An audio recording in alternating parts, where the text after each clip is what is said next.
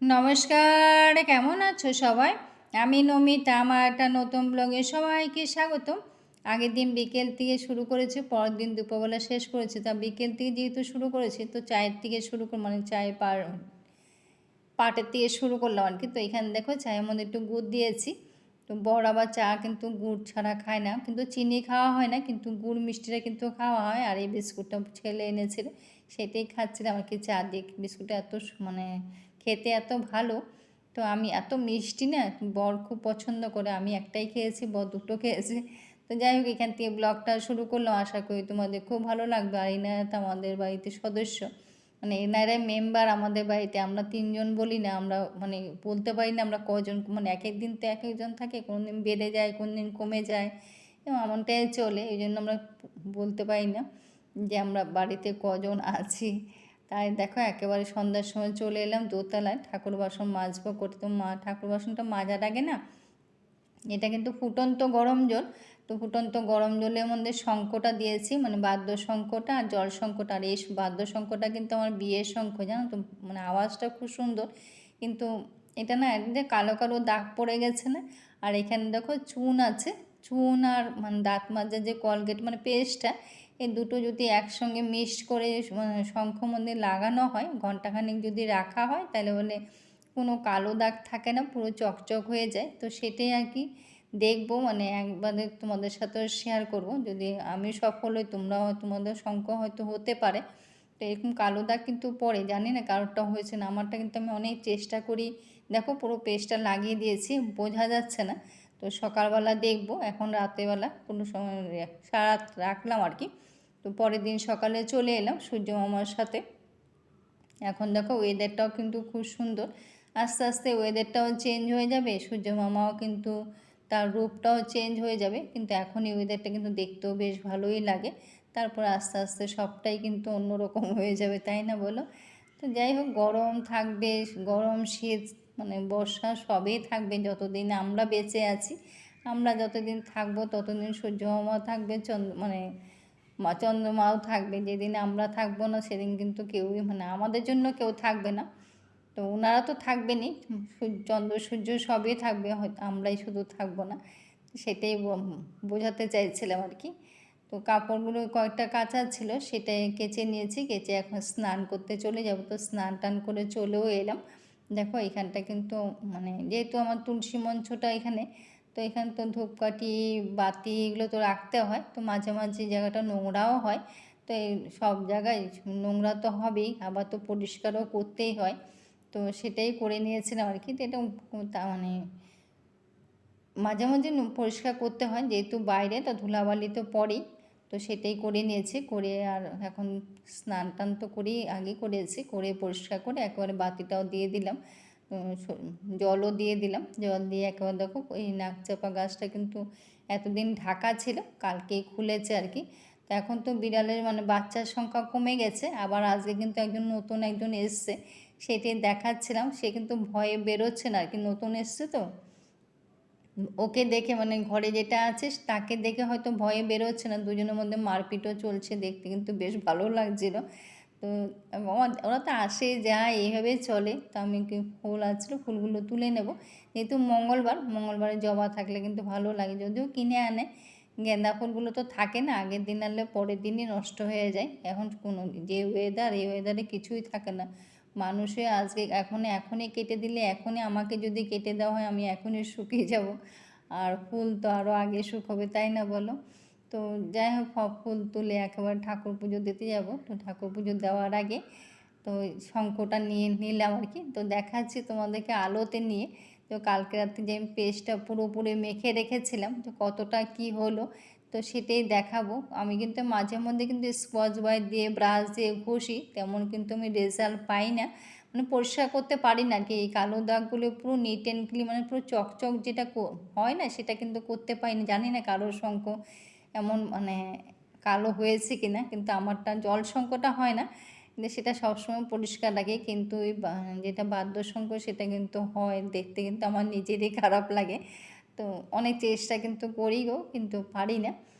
আজকেও কিন্তু এই চেষ্টাতেও কিন্তু ঠিকঠাক সফল হতে পারিনি, কিন্তু সারা রাত তো আমাকে বলেছিল 1 ঘন্টা রাখলে হয়ে যাবে, কিন্তু আমি সারা রাত রেখেছিলাম। আমার এখনও পুজোটাও দেওয়া হয় না, যেহেতু মঙ্গলবার পুজোটা গুছোতেও সময় লাগে। তো ওরা তো ছেলে আসবে, ছেলে আবার অফিসেও যাবে, তো অনেক চেষ্টা করেছিলাম কিন্তু সফল হতে পারিনি। তো একটু পরিষ্কার হয়েছে, তো অফ ক্যামেরা পুজোটা গুছিয়ে দিয়ে এলাম। দিয়ে এখন দেখো আজকে ঝাল সুজি করব, তো সেটাই বসিয়ে দিয়েছিলাম। কারি পাতা, একটু আলু, গাজর আর একটু টমেটো দিয়েছি, মানে আলু গাজরটা আগে ভেজে তারপর টমেটোটা দিয়েছি আর কি। আর যেহেতু সুজিটা রোস্ট সুজি আর কি, মানে প্যাকেটটাই কিনেছি যে রোস্ট করা আর কি, তো ওই জন্য আলাদা করে সুজিটা মানে নাহলে তো কড়াইতে আগে সুজিটা ভেজে নিতাম, কিন্তু ভাজতে হয় না যেহেতু রোস্টের সুজি, তো এই জন্য একবারে দিয়ে দিলাম আর কি। তো দেখো দেখতে এখন আমার গুড় দিয়েছি, তো আমরা যেটাই খাই আর কি মিষ্টি কিন্তু গুড়েই খাই, চিনি কিন্তু একবারে খাওয়া হয় না। আর চিনি খাওয়া যদিও ভালো না, তো ওই জন্য গুড়টাই আমি বেশি, মানে যা রান্না করলে যদি কোনো রান্নাতে যদি মিষ্টি দিতে হয় না তাহলে কিন্তু গুড়টাই দিই। আর বরকে দিয়ে আমি সোজা চা খেতে চলে এলাম। এই জায়গাটা এখন চা খেতে আমার বেশ ভালোও লাগে, একটু হাওয়াও আসে আর তোমাদের সাথে একটু বসে কথাও বলা যায়, কিন্তু কথা তো আর বলা যায় না যেহেতু টিভি চলে। তো এইভাবে চা খেতে খেতে যদি একটু সময় পার করা যায় তো ওইটাই আর কি। তো সময় তো চলে যায়, সময়কে তো আর রেখে মানে ধরে রাখা যায় না। তো কিছু ভালো মানে কিছু ভালো মুহূর্তগুলো সেটা ধরে রাখা যায়, আর কিছু ভালো মানুষ, মনের মানুষ, সেই স্মৃতিগুলো কিন্তু ধরে রাখা যায়, সেগুলো কিন্তু মনের মধ্যে গেঁথেই থাকে, সেটা কিন্তু সময়টা হয়তো চলে যায়। যেমন আমি আমার বাবাকে খুব মিস করি, বাবার সঙ্গে যে সময় কাটানোগুলো খুব মিস করি। সে হয়তো মানুষটা নেই, সেই সময়টাও চলে গেছে। আমার শাশুড়ি মার সঙ্গে যে সময়টা আমি কাটিয়েছিলাম সেই সময়টা হয়তো, মানে মানুষটা হয়তো নেই, সে সময়টা হয়তো নেই, কিন্তু ওই ইয়েটা হয়তো মিস করি, সেই জিনিসগুলো মনের মধ্যে তো গেঁথেই আছে না, সেগুলো তো খুব মিস করি। তো সেগুলো হয়তো থেকে যায়, সেগুলো তো আর কখনোই, মানে যতদিন বেঁচে থাকবো ততদিনই থাকবে। তো সেগুলোই আর কি কথা। তো বসে কথা বলা যায় না যেহেতু টিভি চলে, সেটি বারবারই বলি। আর এখন চাটা খেয়ে সোজা চলে এলাম রান্নায়, ভেন্ডি ভাজা করেছি। আর যেহেতু মঙ্গলবার বলেছি, মঙ্গলবার তো নিরামিষ খাই, আর ভেন্ডি ভাজা করেছি। আর ভাত ডালটা অফ ক্যামেরা করে নিয়েছি যেহেতু ছেলে অফিস যাবে। আর এখানে দেখো মিষ্টি কুমড়ো কিন্তু সবচেয়ে পছন্দের সবজি হলো আমার, এই সবজিটা কিন্তু মানে যেভাবে আমাকে দেওয়া হয় সেভাবেই কিন্তু আমি খাই।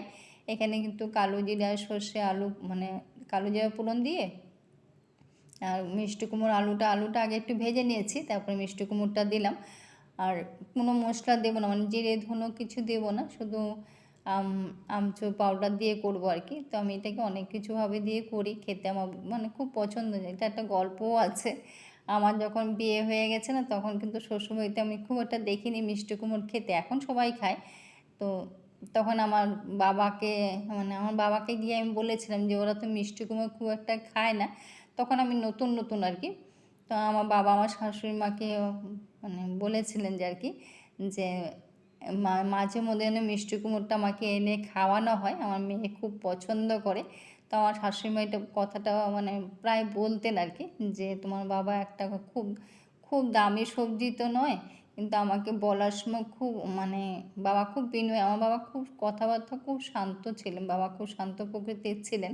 তো মানে একেবারে মানে বলা যায় মাটির মানুষ ছিলেন, তো বাবা কথা খুব শান্তভাবে বলতেন। তো সেটাই আমার শাশুড়িমা বলছিলেন যে খুব বিনয়ীভাবে তোমার বাবা বলেছে যে আমার মেয়েকে একটু মিষ্টি কুমড়ো এনে খাওয়াতে। আজকে বাবাকেও যে মিস করি, এই সময়গুলো তো থেকে যায় না, আমরা তো খুব মিস করি। ভালো সময়টা হয়তো চলে যায় দিনগুলো, সেটাই আর কি, সবার সঙ্গে মানে ব্যবহারটাই থেকে যাবে, কিছুই থাকে না। আর এখানে দেখো পাঁচফোড়ন একটু ড্রাই রোস্ট করে একটু গুঁড়ো করে নিয়েছিলাম, তো সেটাই দিয়ে দিলাম আর কি, পাঁচফোড়ন গুঁড়ো করে।